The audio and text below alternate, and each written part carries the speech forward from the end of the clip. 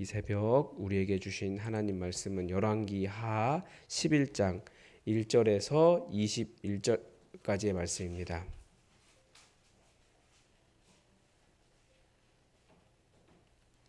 열왕기하 11장 1절에서 21절까지 하나님의 말씀을 다 함께 받들어 읽겠습니다.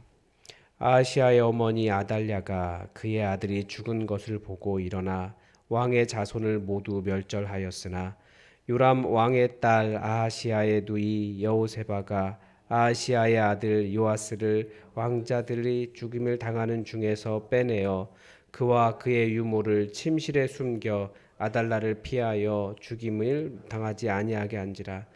요아스가 그와 함께 여호와의 성전에 6년을 숨어 있는 동안에 아달랴가 나라를 다스렸더라.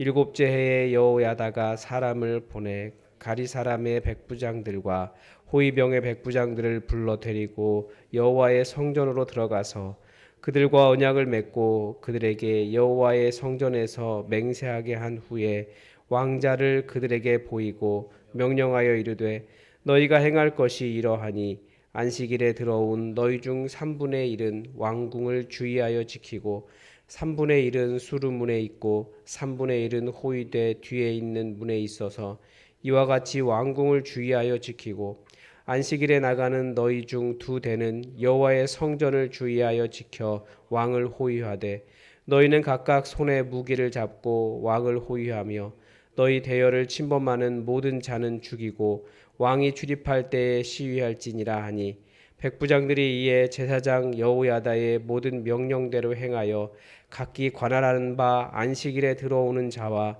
안식일에 나가는 자를 거느리고 제사장 여호야다에게 나아오매 제사장이 여호와의 성전에 있는 다윗 왕의 창과 방패를 백부장들에게 주니 호위병이 각각 손에 무기를 잡고 왕을 호위하되 성전 오른쪽에서부터 왼쪽까지 제단과 성전 곁에 서고 여호야다가 왕자를 인도하여 내어 왕관을 씌우며 율법책을 주고 기름을 부어 왕으로 삼음에 무리가 박수하며 왕의 만세를 부르니라.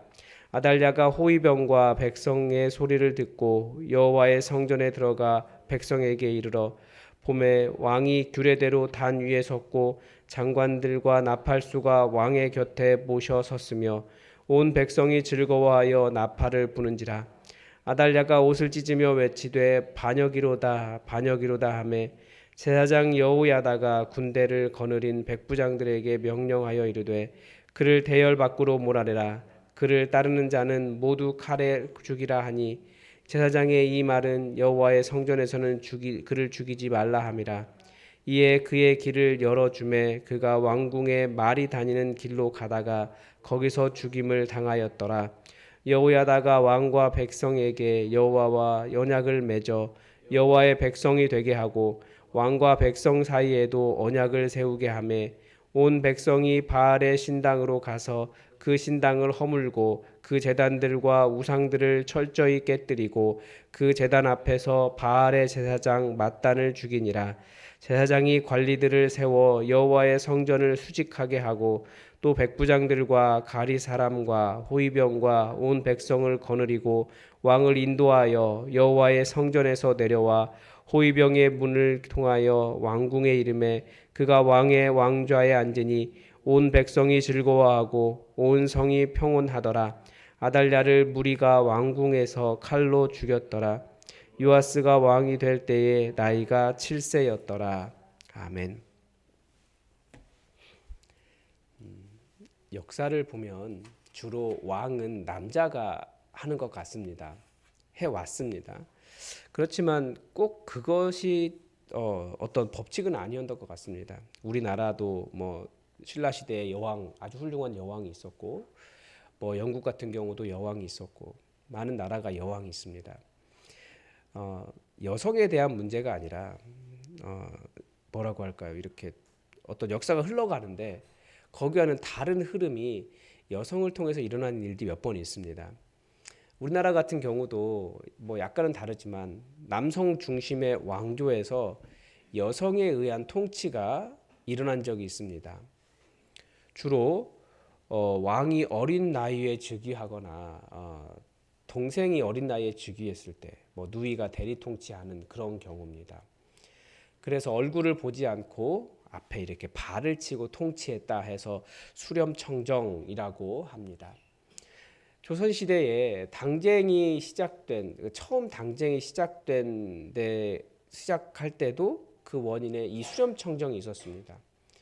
명종 시기에 그의 누이가 수렴청정을 통해서 권력을 잡았고, 그래서 그 집안이 권력을 잡으면서 이것은 옳지 않다라고 말하며 당쟁이 시작되었습니다.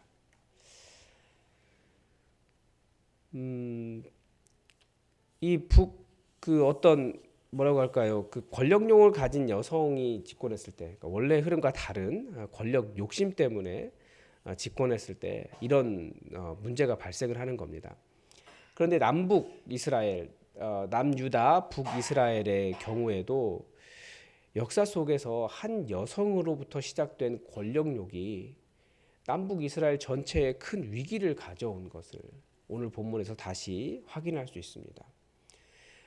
그 남북 이스라엘 전체의 역사의 위기를 가져온 여인은 이세벨입니다. 그 여인은 북이스라엘 남유다에 강력한 바알 제의를 가져왔고요. 전통적인 어떤 왕조의 그런 그 통치보다도 자기들이 더 통치하려고 나라를 어지럽게 했습니다. 근데 이세벨이 원인이다라고 말하는 이유는 이세벨의 딸이 남유다로 시집을 갔는데, 그런데 이 여인도 문제를 일으키는 거예요. 남유다에 이세벨의 딸이 시집 갔는데 역사에 큰 위협이 되었습니다. 북이스라엘은 왕조가 여러 번 바뀌지만 남유다는 다윗 가문의 다윗 계열의 왕이 계속 이어지는데 딱 한 번 끊어지는 거예요. 이때 성경은 이때 여왕이 즉위했다 이렇게 되어 있지만 즉위한 것으로 보통 사람들은 그렇게 기록하지만 실제로 기간도 꽤 되기 때문에 그렇게 보지만 사실은 다윗 왕조가 끊어졌던 역사의 위기였다라는 겁니다. 그녀의 아들이었던 아하시아 왕이 북이스라엘을 방문했다가 예후의 개혁 상황에서 죽임을 당했습니다. 그런데 남유다의 왕을 그러면 누가 이어가야 됩니까? 당연히 다윗 가문 이 왕위를 이어가야 됩니다. 그런데 1절에 보니까 이 여인 아하시아의 어머니 이세벨의 딸 아달랴가 그의 아들이 죽은 것을 보고 일어나 왕의 자손을 모두 멸절하였으나 이렇게 되어 있습니다. 정말 지독한 여인이에요. 사실 그의 남편인 여호람도 자신이 왕이 되고 난 이후에 다른 그 아들들을 다 죽였습니다. 그렇지만 다윗 자손 전체를 멸절하진 않았어요. 다윗 자손 전체 그 남자들을 멸절하진 않았습니다. 그런데 그 여호람의 아내였던 아달랴는 더 지독하게 왕의 자손들을 다 죽여버린 거예요. 왜 그렇게 했을까요? 자기가 왕이 되려고 하는 겁니다. 이 일이 역사에 어떤 위협이 되냐면 남유다는 오직 다윗 가문만 왕위를 이어온 나라였습니다. 이것이 하나님의 언약이었습니다. 그런데 이 여인이 바로 그 하나님의 언약을 끊어내려고 왕의 자손 다윗 가문을 다 멸절시킨 것입니다. 이것이 더 큰 문제는 무엇이냐면 더 큰 문제라기보다는 이상한 것이 뭐냐면 지금 여기 요아스가 살았는데 요아스는 자기의 손자거든요. 그러니까 자기 손자조차도 다 죽인 거예요. 손자들조차도. 정말 잔인하기가 이를 데 없는 그런 여인입니다. 이런 일을 보면 세상은 참 정의보다는 악이 훨씬 더 강한 것처럼 보이는 세상입니다. 왕이었던 자기 아들이 죽었다고, 자신이 왕 돼야겠다고 왕의 핏줄을 다 죽여버리고 심지어 자기 손자까지도 죽이려고 하는 그런 비정한 세상, 그리고 그런 일에 동조한 권력자들과 부역자들, 이런 사람들은 이런 불의를 통해서 부를 축적하고 자신의 권력을 누렸을 것입니다. 그런 세상 속에서 어떤 정의가 설 수 있겠습니까? 제가 목사라 사회를 정확하게 읽어내는 것은 아니지만 이런 본문을 읽으면 이 세상의 어두움이 얼마나 강력한지 생각이 되고, 더군다나 이 여인이 몇 년 동안 통치하거든요. 그런 거 보면 정말 어두움이 언제 사라질 수 있을까? 정의가 세워질 수 있을까? 그런 답답함이 일어나지 않겠습니까? 엄청난 전쟁을 일으킨 푸틴 같은 경우 러시아에서는 거의 종신에 가까운 대통령입니다. 그 정도로 지지를 받아요. 그런데 우리가 잘 알다시피 자신의 정적을 제거하기 위해서는 암살도 서슴지 않는 사람이라는 것을 우리는 다 압니다. 그 땅에서 정의를 찾고 정의에 관심을 갖고 정의를 부르짖는 사람들은 정말 끝이 보이지 않는 어둠의 기간들을 보내면서 변하지 않는 세상을 바라보면서 얼마나 좌절이 심하겠습니까? 그런데 이런 삶이 꼭 그런 어떤 불의한 세상에만 있는 것이 아니라 사실 우리가 살아가는 세상 곳곳에 그런 언제 어두움이 사라질까라고 하는 그런 절망과 좌절이 있습니다. 제가 보니까 청년들을 보니까 그렇더라고요. 청년들은 이 시대에 너무나 큰 약자들이에요. 어른들 세대가 강력하게 돈과 권력과 뭐라고 할까요? 지위와 관계, 인맥 이런 걸 다 쥐고 있으면서 청년들을 부려먹으려고 한다? 좀 아무튼 굉장히 불합리하게 이렇게 압력을 가하고 힘들게 하는 것들을 봅니다. 최근에 상담을 한 경우는 이직을 하려고 한다라고 해서 이직을 허락을 받았어요. 그런데 앞에서는 이해한다라고 말해서 참 감사하다라고 생각을 하고 이직 허락을 받았는데 뒤로는 어차피 그 세계가 그 일을 하는 사람들은 얼마 되지 않기 때문에 너무나 좁기 때문에 그 청년이 갈 만한 모든 기관에 전화를 다 해서 어디로 가는지를 모르니까 그 앞길을 막고 있더라고요. 그것이 기존 세상, 기존 권력의 특성입니다. 그러니까 직장에 그 사실을 알고 난 다음에 그 청년이 아직도 며칠을 더 다녀야 되는데 그 직장에서 어떤 존재로 살아가겠습니까? 그 전까지 사이가 너무 좋았는데 모든 사람들이 이제 왕따시키고 그렇게 하는 거예요. 뭐 전세 사기 이런 것들도 비슷한 경우고요. 그뿐만 아니라 우리는 세상에 그런 끝이 보이지 않는 어두움을 너무나 많이 봅니다. 질병도 가득하고 세상에 불의가 더 힘이 있어 보입니다. 그런 세상 속에서 희망을 볼 수 있겠냐라는 거예요. 더구나 이 아달랴는 그 어머니 이세벨을 이어서 남유다에도 여호와 하나님을 섬기던 남유다에도 바알제일을 일으킨 아주 강력한 바알제일을 일으킨 그런 여인이었습니다. 그러니까 이 아달랴는 바로 세상의 그 이단과 불의와 어두움의 대표였던 겁니다.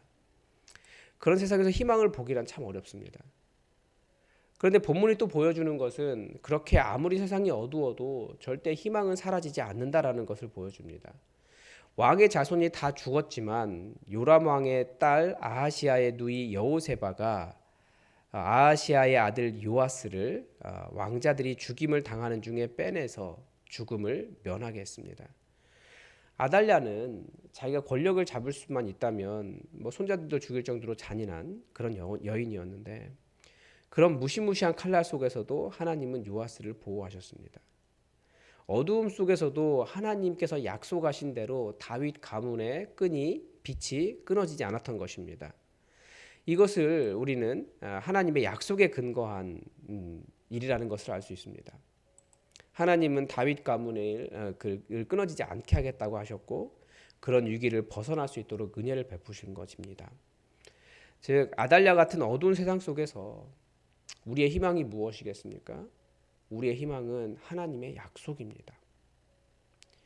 요아스를 감춘 것을 아달랴가 알았으면 그 일과 관련된 사람들은 다 죽임을 당했을 것입니다. 이것은 매우 위험한 일이었습니다. 또 한편으로 알 수 있는 것은 어두움이 심할 때 하나님의 말씀을 따르고 정의를 지키는 일은 생명을 위협받는 일입니다. 하나님의 약속을 의지하며 하나님의 뜻을 행하며 희망을 이어가는 일은 위험합니다. 특히 하나님의 말씀을 지켜갈 때. 그러나 끝까지 하나님의 말씀, 하나님의 뜻을 붙잡을 때 우리는 거기서 진정한 희망을 볼 수 있다라는 것을 요아스가 왕이 되는 것을 통해서 볼 수 있습니다. 요아스가 유모와 함께 빠져나왔으니까 매우 어렸을 때, 아기였을 때예요. 그리고 왕으로 세상에 나올 때가 7살이었습니다.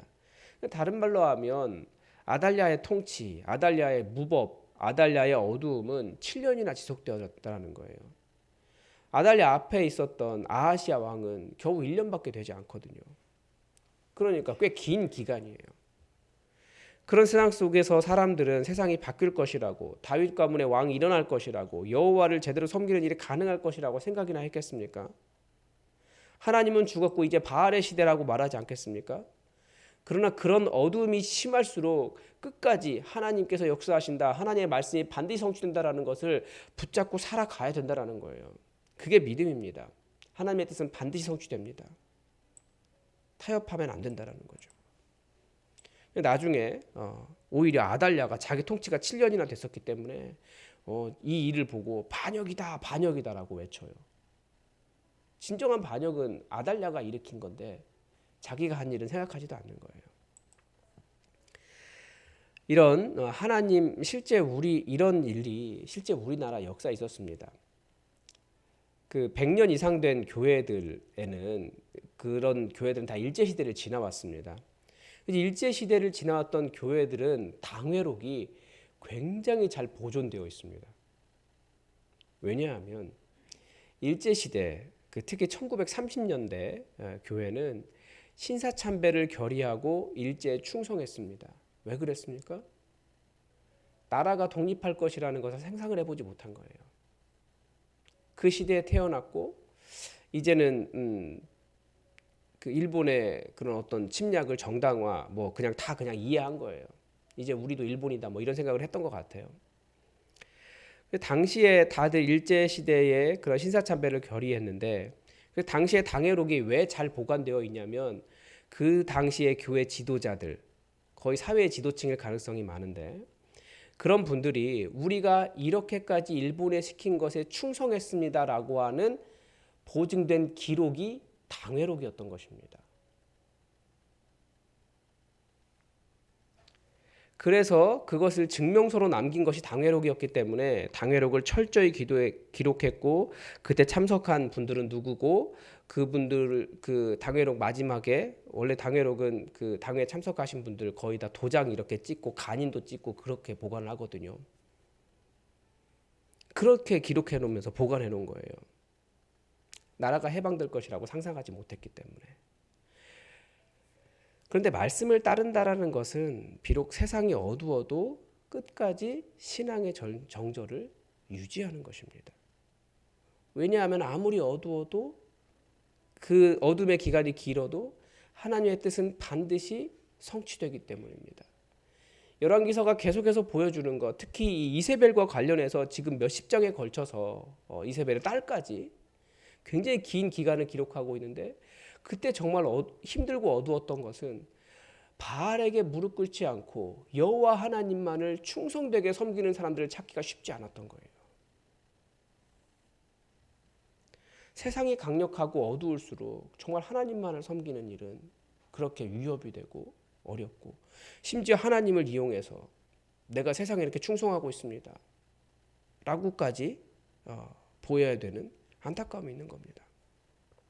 그러나 절대 하나님을 의지하는 일이 덧없다, 의미 없다, 정의를 따르는 일이 힘이 없다라고 생각하기 쉽지만 절대 그렇지 않습니다.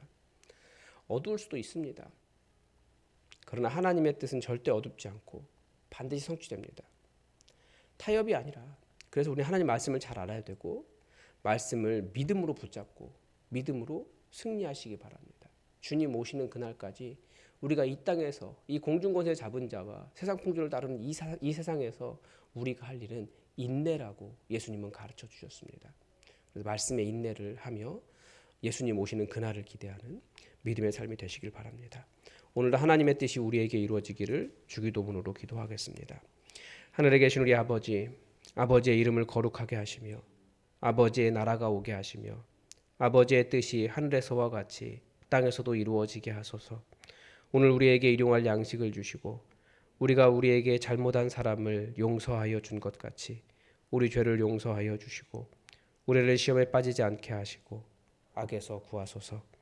나라와 권능과 영광이 영원히 아버지의 것입니다. 아멘. 여러분 어제 사역위원회를 열심히 하더라고요. 우리 교회가 계속 의사소통, 계속 소통하고 또 교회 발전과 정말 좋은 교회 만들기 위한 그런 노력들이 끊어지지 않고 우리 성도들이 정말 주도적으로 움직여 나가는 그런 교회 될 수 있도록 여러분 기도해 주시기 바랍니다. 그리고 제가 이렇게 부임하고 시간이 쭉 지나면서 계속 느끼는 건 우리 장년들이 나이가 들어가시는구나 그런 생각이 들어요. 아프신 분들도 많이 계시고 다들 강건해서 끝까지 신앙생활 잘 할 수 있도록 여러분 환우들을 위해서 기도해 주십시오. 그리고 이 세대를 어려운 시대를 살아가는 청년들과 우리 다음 미래를 준비하는 수험생들을 위해서도 기도해 주십시오. 하나님의 평강이 가득하도록 여러분 기도해 주시기 바랍니다. 그리고 여러분의 기도 제목 가지고 우리는 하나님을 의존하도록 만들어졌습니다. 강력하게 하나님을 의지하는 이 시간 되시기 바랍니다. 우리 다 함께 기도하겠습니다.